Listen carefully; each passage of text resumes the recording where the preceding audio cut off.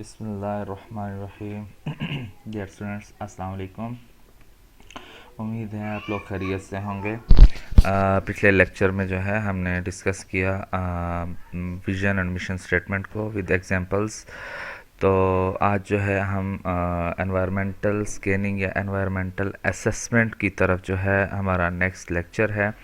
Environmental assessment या environmental scanning ये एक पूरा हमारा चैप्टर है, और ये हमारा चैप्टर जो है आपकी स्ट्रैटेजी फार्मूलेशन के अंदर जो है ये कवर होता है। ठीक है, तो स्ट्रैटेजी फार्मूलेशन का नेक्स्ट स्टेप विजन मिशन के बाद हमारे पास था identification of internal strength and identification of internal strength and weaknesses, और दूसरा था identification of external opportunities and threats. तो हमारा एनवायरमेंटल स्कैनिंग असेसमेंट जो है, या इसको हम दूसरा नाम जो है वो स्वाट एनालिसिस भी देते हैं। क्या देते हैं इसको? हम इसको बोलते हैं स्वाट analysis, SWOT, स्वाट, स्वाट analysis. स्वाट stands for strength, S stand for strength, W stand for weaknesses, O stand for opportunities and T stand for threats. ठीक है, स्ट्रेंथ आपकी कोई भी खूबियाँ जो होती हैं ऑर्गेनाइजेशन के अंदर, जो आपकी स्ट्रेंथ होती हैं, वीकनेसेस जो कमज़ोरियाँ होती हैं, आपके पास जो अपॉर्चुनिटीज़ होती हैं वो आपके जो है मौक़े होते हैं जो आपको बाहर की तरफ से अवेलेबल होते हैं, और थ्रेट्स जो होते हैं वो ख़तरात होते हैं जो आपको बाहर की तरफ से होते हैं। ठीक है, तो इसको हम एनवायरमेंटल स्कैनिंग भी बोलते हैं, स्वाट एनालिसिस भी बोलते हैं। इसको हम डिटेल से पढ़ेंगे, एक पूरा चैप्टर है।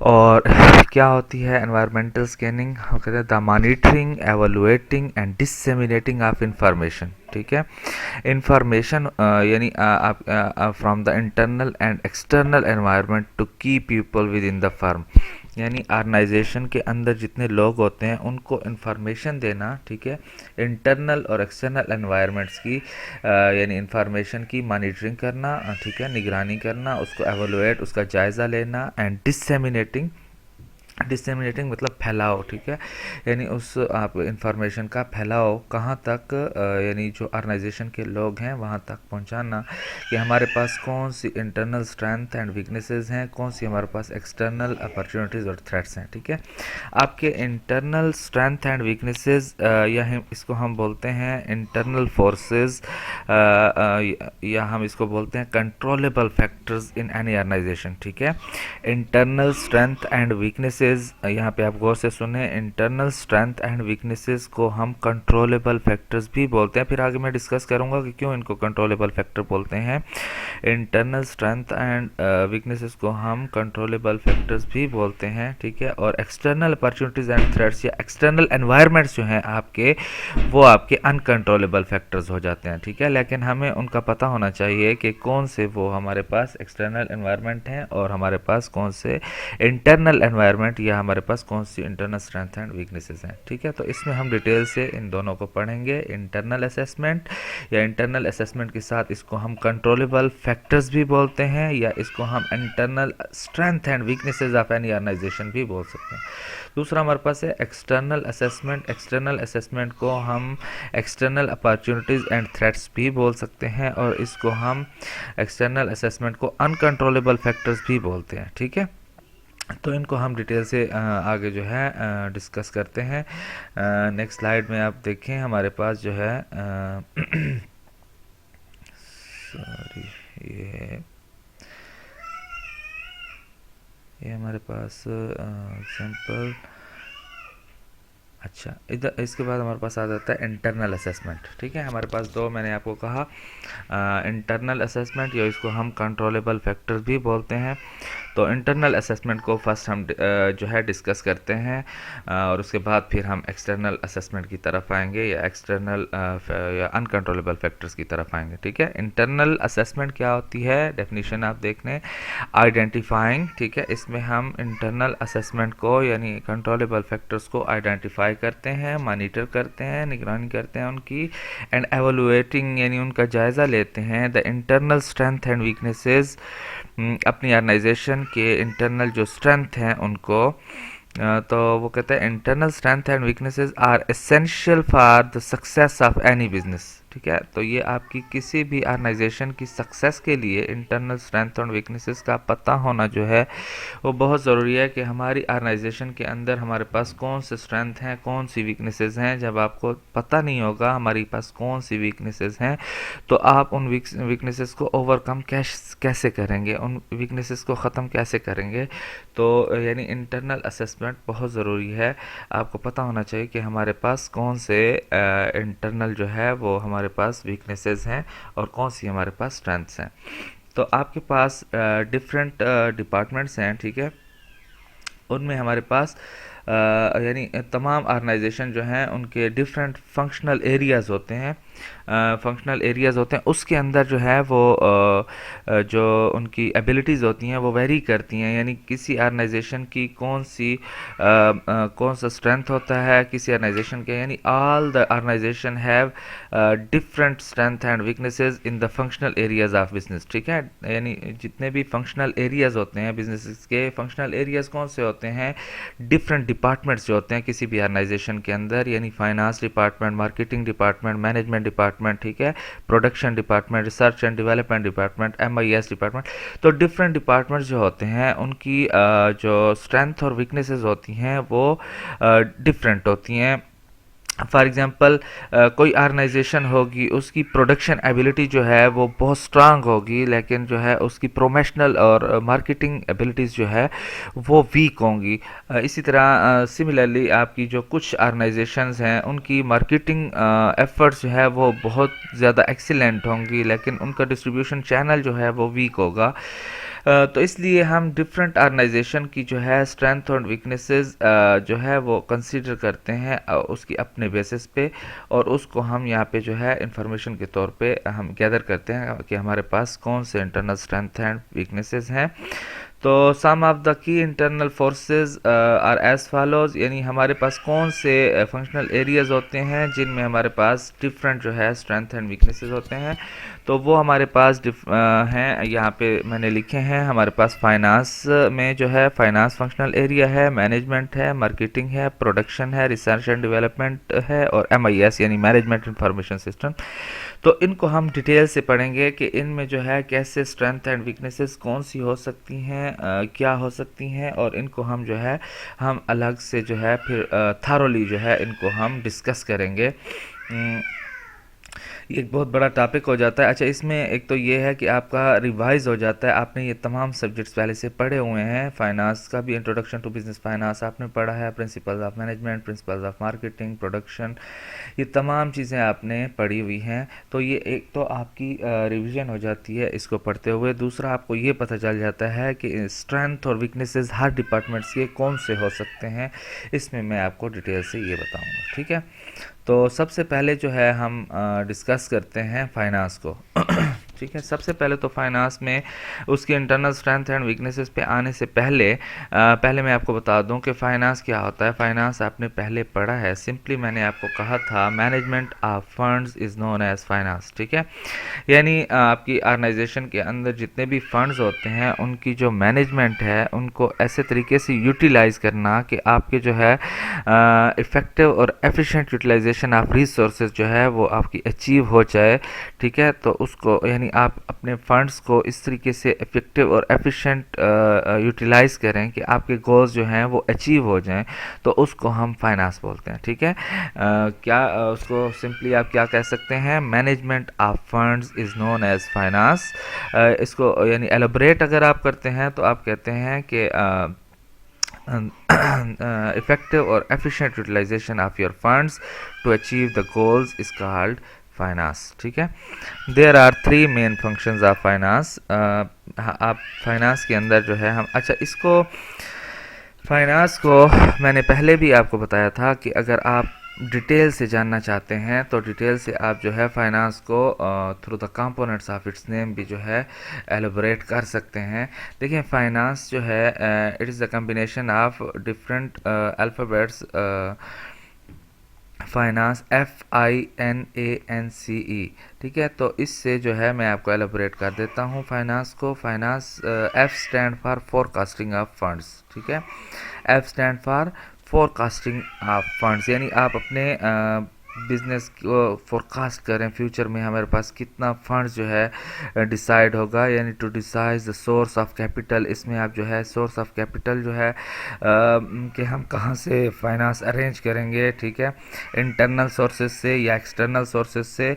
इंटरनल सोर्सेज आपका जो है अपना कैपिटल होता है या ओनर सोर्स होती है। एक्सटर्नल सोर्सेज आपके डेट इक्विटी डेट हो जाते हैं, जितने भी आप उधार लेते हो, ठीक है, ये आपके एक्सटर्नल सोर्सेज हो जाते हैं।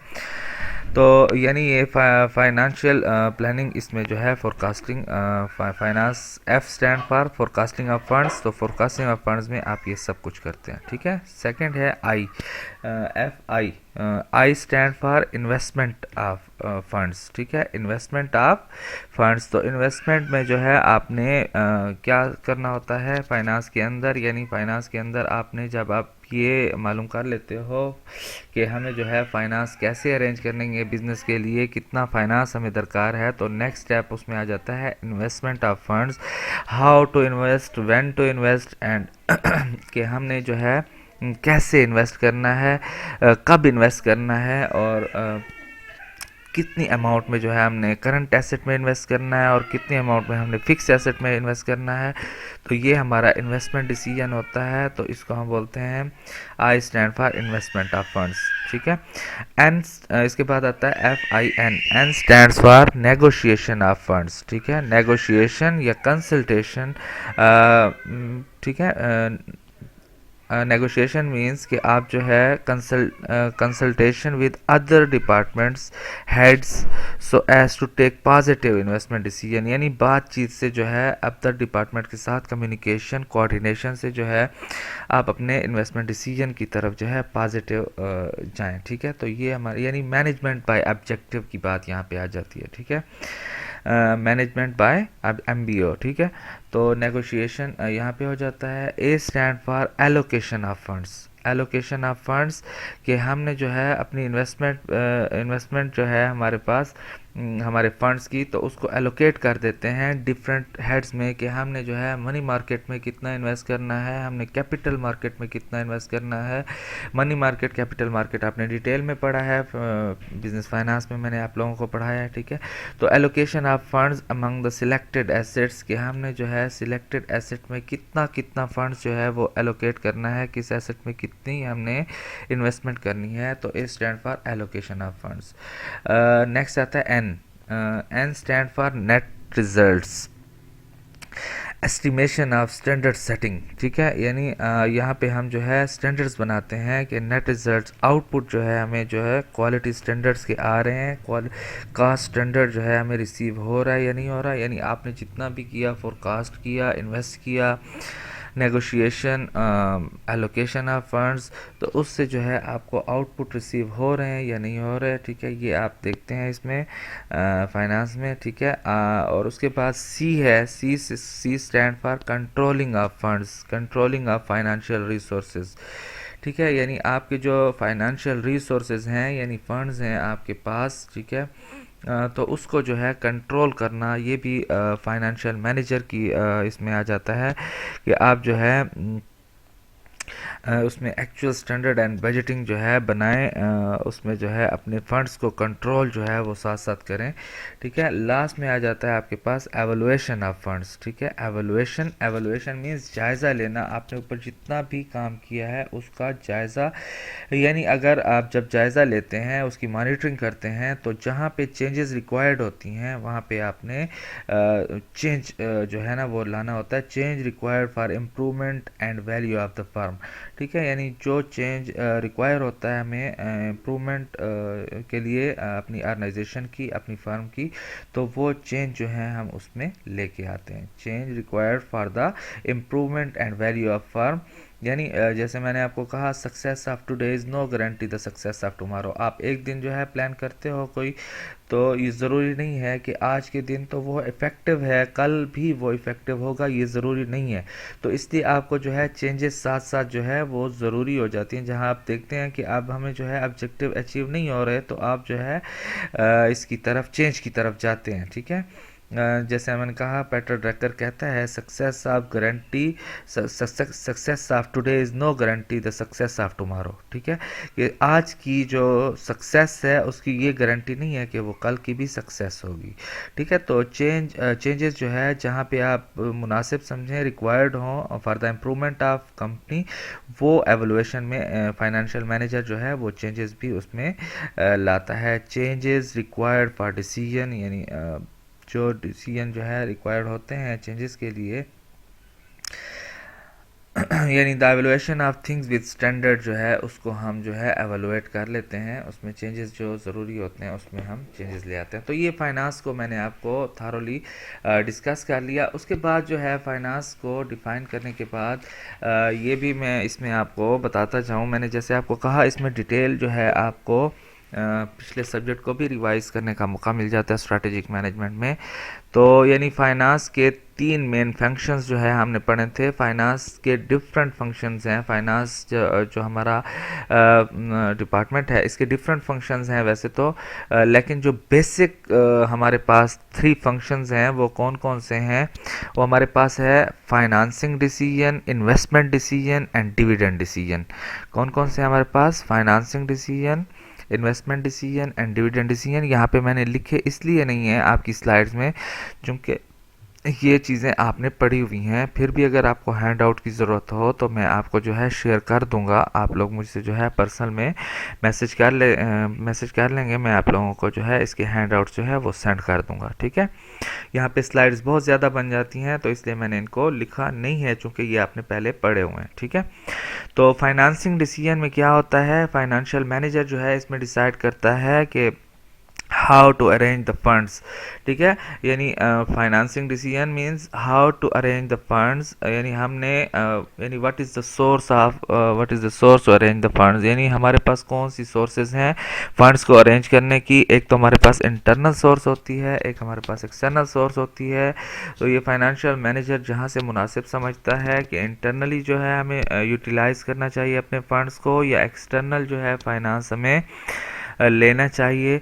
तो यानी फाइनेंसिंग डिसीजन में होता है कि how to arrange the funds. ठीक है, जब फंड्स आपके पास अवेलेबल हो जाते हैं, आपके पास आ जाते हैं इंटरनल सोर्स से या एक्सटर्नल सोर्स से, तो नेक्स्ट जो डिसीजन होता है, मेन फंक्शन होता है फाइनेंस का, इन्वेस्टमेंट ऑफ फंड्स, यानी how to invest the funds, कि हमने जो है फंड्स को इन्वेस्ट कहाँ करना है, either to invest it in the capital market और मनी मार्केट। ठीक है, कि इसको हमने कैपिटल मार्केट में इन्वेस्ट करना है या मनी मार्केट में इन्वेस्ट करना है। Either this funds is to invest in current asset, fix asset, tangible asset, intangible asset, कि हमने जो है इसको टेंजिबल एसेट में या इनटेंजिबल एसेट में जो है इन्वेस्ट करना है। तो ये मेन डिसीजन होता है कि मौके की मुनासबत से कि कहाँ जो है हमें किस एसेट में कितना इन्वेस्ट करना चाहिए। नेक्स्ट हमारे पास होता है डिविडेंड डिसीजन। जब इन्वेस्ट कर लेते हैं तो उसके बाद नेक्स्ट जो स्टेप होता है वो हमारे पास होता है कि हमारे पास प्रॉफिट आता है ऑर्गेनाइजेशन का। ठीक है, तो जब ऑर्गेनाइजेशन का प्रॉफिट आता है, पहले भी मैंने आपको कहा कि ऑर्गेनाइजेशन का प्रॉफिट जो है उसके 2 हिस्से कर लिए जाते हैं, यानी उसकी परसेंटेज बना के 2 हिस्सों में उसको तकसीम कर लिया जाता है। एक हिस्सा जो है वो बिज़नेस को फर्दर इम्प्रूव करने के लिए रख दिया जाता है और एक हिस्सा जो है वो अपने शेयर होल्डर्स में डिवाइड कर दिया जाता है। तो जो हिस्सा यानी प्रॉफिट का वो हिस्सा जो बिज़नेस के जो है शेयर होल्डर्स या पार्टनर्स को डिवाइड कर दिया जाता है उसको हम बोलते हैं डिविडेंड। ठीक है, और वो हिस्सा जो बिज़नेस का हम फर्दर एक्सपेंशन ऑफ बिज़नेस के लिए रख लेते हैं, बिज़नेस की मज़ीद जो है उसको इम्प्रूव करने के लिए कुछ बिज़नेस का पोर्शन, प्रॉफिट का पोर्शन हम रख लेते हैं, उसको हम बोलते हैं रिटेन्ड अर्निंग। ठीक है, तो यानी आपका जो डिविडेंड डिसीजन है उसमें डिसाइड करना होता है फाइनेंशियल मैनेजर ने कि हमने जो प्रॉफिट आया है उसमें से कितना हिस्सा जो है हमने अपने शेयर होल्डर्स की के लिए रखना है और कितना हिस्सा जो है हमने इस प्रॉफिट का अपने बिजनेस को इम्प्रूव करने के लिए रखना है। ठीक है, तो डिविडेंड को कैसे डिफाइन करेंगे? That portion of profit, dividend is that portion of profit which is divided among the share holders or which will go into the pockets of our share holders, यानी जो हमारे शेयर होल्डर्स के जेबों में पैसा चला जाता है, ठीक है, उनको हम बोलते हैं डिविडेंड। और रिटेन्ड अर्निंग को कैसे डिफाइन करेंगे? That portion of profit which is retained in the business for the further expansion of business, ठीक है, जो बिजनेस में हम रख लेते हैं बिजनेस को मज़ीद बढ़ाने के लिए। तो फाइनेंस को मैंने आपको जर्नल डिस्कस करके दे दिया, ठीक है, उसकी डिफिनीशन उसको थारोली डिफाइन कर दे दिया, उसके फंक्शंस भी बता दिए। अब हम आते हैं कि ऑर्गेनाइजेशन के जो अंदर मैंने बात की कि स्ट्रेंथ और वीकनेसेस जो है, यानी इस हमारे पास फंक्शनल एरिया में, फाइनेंस के फंक्शनल एरिया में हमारे पास स्ट्रेंथ और वीकनेसेस कौन सी हो सकती हैं, यानी कौन सी चीज़ें हमारी स्ट्रेंथ में आ सकती हैं और कौन सी चीज़ें वीकनेसेस में आ सकती हैं। तो कुछ जो है मैंने आपको की फैक्टर्स जो उसको बोल सकते हैं, ठीक है, की फैक्टर्स इन्वॉल्व इन द, या की strength and weaknesses involve in the finance department are as follow, आपको नीचे दिए गए हैं। From an organisation strength and weaknesses point of view, the following types of question may be raised in the finance section, ठीक है, यानी finance section के अंदर ये क्वेश्चन जो है रेज हो सकते हैं। इसके अलावा अगर आपके जहन में आते हैं तो वो तो एग्जाम्पल के तौर पे मैंने आपको 7-8 दे दिए हैं, ठीक है। Whether the firm is financially leveraged or not, whether the firm is financially leveraged or not, leverage का टॉपिक आपने डिटेल से पढ़ा है, ठीक है, तो यानी लिवरेज आपने पढ़ा है, उसको दोबारा मैं पूरा डिस्कस नहीं कर सकता। Leverage companies means the company that uses borrowed money to help the finance its assets, to help finance its assets, यानी वो कंपनी जो उधार लेके जो है अपने एसेट्स को अपने एसेट्स में इन्वेस्ट करती हैं। लिवरेज कंपनी है मोर वोलेटाइल अर्निंग, यानी लिवरेज कंपनीज जो होती हैं, जो यानी कंपनीज फाइनेंशियली लिवरेज्ड होती हैं, वो मोर वोलेटाइल इन अर्निंग होती हैं then the firm that rely on sole equity, यानी वो उन फर्म के मुकाबले में जो अपनी अपनी यानी इंटरनल सोर्स से जो है इक्विटी सोर्स से जो है वो पैसे इन्वेस्ट करते हैं अपने एसेट्स पे। तो यानी मोर वोलेटाइल होती हैं वो फर्म्स जो फाइनेंशियली लिवरेज्ड होती हैं, यानी जो बारोड मनी से जो है अपने एसेट्स में इन्वेस्ट करती हैं, वो मोर वॉलेटाइल होती हैं, ठीक है। तो वैसे लिवरेज को मैंने आपको सिंपल डिफाइन करके बताया था, the use of fix cost in the firm's income statement is called leverage, ठीक है। मैंने आपको कहा था किसी भी इनकम स्टेटमेंट में, फर्म के इनकम स्टेटमेंट में आपके पास दो किस्म की कास्ट यूज़ होती हैं, एक वेरिएबल कास्ट, एक फिक्स कास्ट। तो फिक्स कास्ट के यूज़ से जब आप फिक्स कास्ट का यूज़ करते हैं तो हम कहते हैं कि फर्म में लिवरेज एग्जिस्ट कर रहा है। तो फिक्स कास्ट जितना ज़्यादा यूज़ होगा ऑर्गेनाइजेशन में, उसका रिस्क तो ज़्यादा होगा लेकिन उससे रिटर्न के चांसेस भी ज़्यादा होते हैं, ठीक है। यानी जो फर्म लिवरेज जिसमें एग्जिस्ट करता है या फिक्स कास्ट ज़्यादा यूज़ होती है, उस ऑर्गेनाइजेशन में रिस्क तो ज़्यादा होता है लेकिन उसके साथ साथ रिटर्न के चांसेस भी ज़्यादा होते हैं, ठीक है।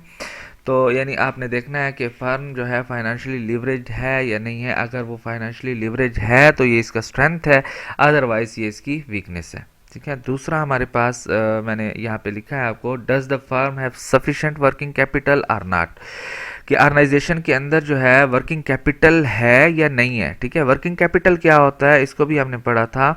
वर्किंग कैपिटल है the capital of business which is use in its day to day trading operations, ठीक है। यानी हमारे पास day to day business transaction के लिए जो हमें पैसे ज़रूरत होते हैं उसको हम बोलते हैं वर्किंग कैपिटल, ठीक है। द कैपिटल वो सरमाया जो बिजनेस यूज़ करता है अपने day to day business operations के लिए, उसको हम जो है बोलते हैं working capital.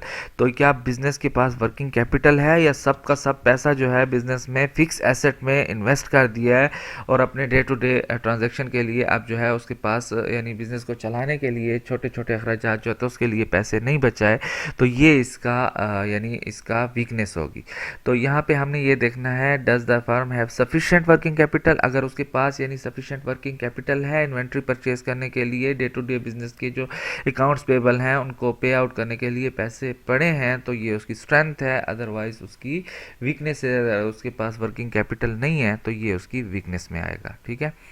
Weather our long term investment policies are cost effective or not, हमारे पास जो लॉन्ग टर्म इन्वेस्टमेंट है वो पॉलिसी यानी आपने हमने जो लॉन्ग इन्वेस्टमेंट कर रखी है, लॉन्ग टर्म इन्वेस्टमेंट यानी फिक्स एसेट में जो इन्वेस्टमेंट कर रखनी है वो कास्ट इफ़ेक्टिव है या नहीं है। कास्ट इफ़ेक्टिव से यहाँ पे क्या मुराद है? Cost effective means producing goods result producing good result without cost a lot of money. ठीक है, यानी हम ज़्यादा प्रोडक्शन करें यानी रिजल्ट्स हमें अच्छे बेहतर हों without using the cost a lot of money, यानी हम ज़्यादा कम पैसे यूज़ करके ज़्यादा फ़ायदे जो है वो अचीव करते हैं, तो उसको हम कास्ट इफ़ेक्टिव बोलते हैं। यानी हमारी जो लॉन्ग टर्म इन्वेस्टमेंट हुई पड़ी है वो कास्ट इफ़ेक्टिव है या नहीं है, यानी हम कास्ट बेनिफिट एनालिसिस करते हैं उसका कि हमने खर्चा कितना यानी उस पर लागत कितनी की और उसके हमें बेनिफिट्स कितने आए। अगर बेनिफिट्स हमारे ज़्यादा मिल रहे हैं कास्ट से तो कास्ट इफ़ेक्टिव हो जाता है, वो उस इन्वेस्टमेंट को हम बोलते हैं कास्ट इफ़ेक्टिव। ठीक है, तो अगर यानी हमारी long term investment cost effective है तो ये हमारा स्ट्रेंथ है, अदरवाइज हमारी ये वीकनेस है। नेक्स्ट है हमारे पास whether our dividend pay out policies poses some sort of attraction for the investor or not, यानी हमारे पास जो डिविडेंड पे आउट पॉलिसीज़ हैं यानी मैंने जैसे आपको डिविडेंड के बारे में बताया कि आपकी प्रॉफिट का वो हिस्सा होता है डिविडेंड जो हम अपने शेयर होल्डर्स को यानी अपने जो इन्वेस्टर्स होते हैं उनको पे आउट कर देते हैं। तो वो जो पॉलिसीज़ हमने बनाई हुई हैं वो क्या अट्रैक्टिव हैं यानी इन्वेस्टर को अट्रैक्ट करती हैं या नहीं, यानी ऐसे ना हो कि आप जो है प्रॉफिट का ज़्यादा हिस्सा जो है अपनी ऑर्गेनाइजेशन को इम्प्रूव करने के लिए बढ़ाने के लिए रख लें और डिविडेंड जो है पे आउट है वो कम करें, तो फिर जो है ये अट्रैक्टिव नहीं होगा इन्वेस्टर्स के लिए, इन्वेस्टर नहीं आएंगे आपकी कंपनी की तरफ। ठीक है, तो अगर डिविडेंड पे आउट रेशो जो है पे आउट पॉलिसीज़ जो हैं वो अट्रैक्टिव होंगी तो ये आपकी स्ट्रेंथ होगी, अदरवाइज ये आपकी फिर वीकनेसेस में आ जाती है। ठीक है, नेक्स्ट हमारे पास है फॉर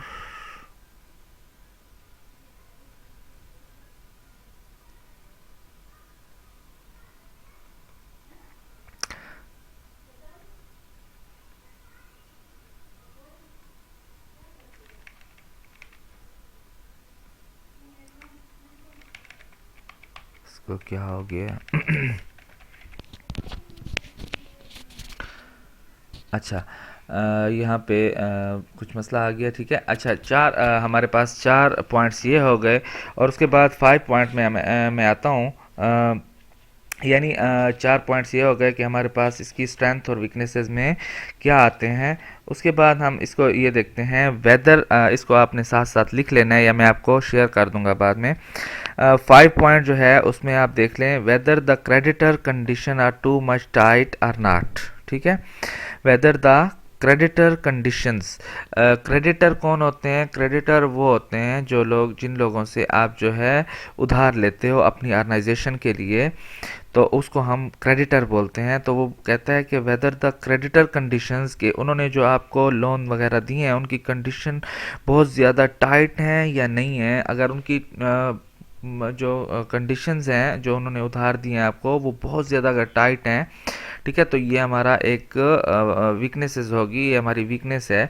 और अगर नहीं है इतनी ज़्यादा उनकी कंडीशंस क्रेडिटर्स की हाई नहीं है तो ये हमारा स्ट्रेंथ होगा। ठीक है, अच्छा इसके बाद हमारे पास है whether the depreciation depletion method adopted in cost effective or not. ठीक है, यानी हम जो whether the depreciation depletion method adopted यानी जो हमने अपनी ऑर्गेनाइजेशन के लिए डेप्रेसिएशन और डेप्लेशन मेथड जो है अडॉप्ट किए हुए हैं वो कास्ट इफेक्टिव हैं या नहीं है। तो डेप्रिसिएशन मैंने आपको डिटेल में पढ़ाया था। ठीक है, डेप्रिसिएशन क्या होता है? सिंपली हम उसको कहते हैं decrease in the value of fix asset with the passage of time. ठीक है,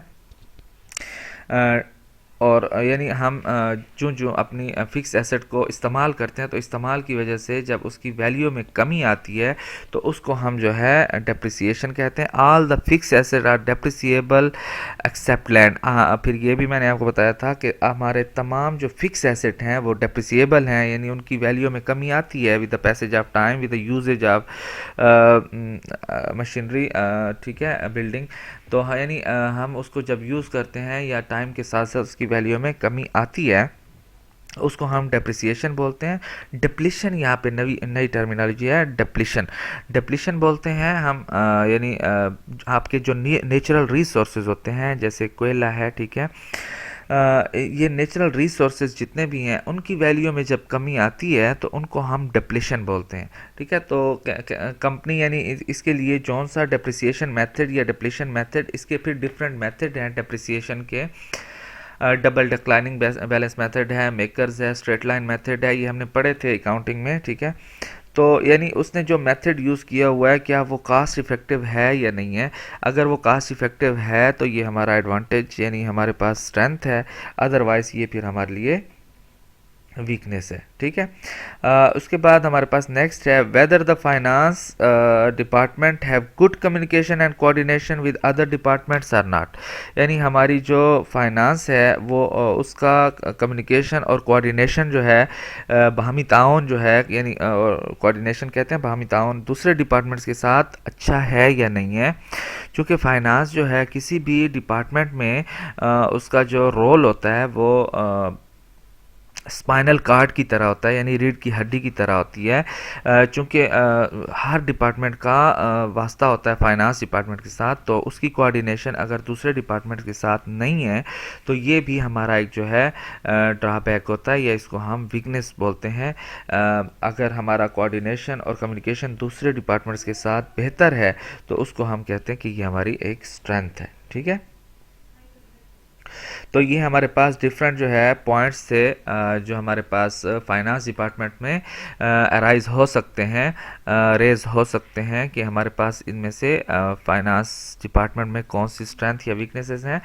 तो ये हमारे पास की फैक्टर्स थे इन द फाइनेंस डिपार्टमेंट। इस तरीके से हमने आगे तमाम डिपार्टमेंट्स जितने भी हैं, मैनेजमेंट है, उसके अलावा मार्केटिंग है, रिसर्च एंड डेवलपमेंट है, प्रोडक्शन है, मैनेजमेंट इंफॉर्मेशन सिस्टम है, इसको हमने सबको डिटेल में जो है इसके बारे में आपको बताना है। फिर इंशाल्लाह नेक्स्ट लेक्चर में जो है आगे हम डिस्कस करेंगे, ठीक है। अल्लाह पाक आपका हामी नासिर हो।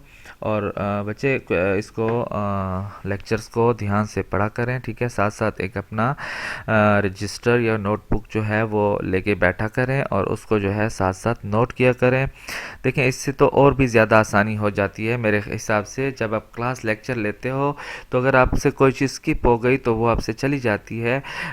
इस तरीके से जो हम रिकॉर्डेड लेक्चर करते हैं तो ये आपके पास सेव होता है, किसी भी टाइम आप इसको सुन सकते हैं, स्टॉप कर सकते हैं कहीं पे भी। आप जो है आपकी अगर चाहते हो कि मैं थोड़ी देर बाद सुनूंगा तो इसको आप जो है स्टॉप भी कर सकते हो।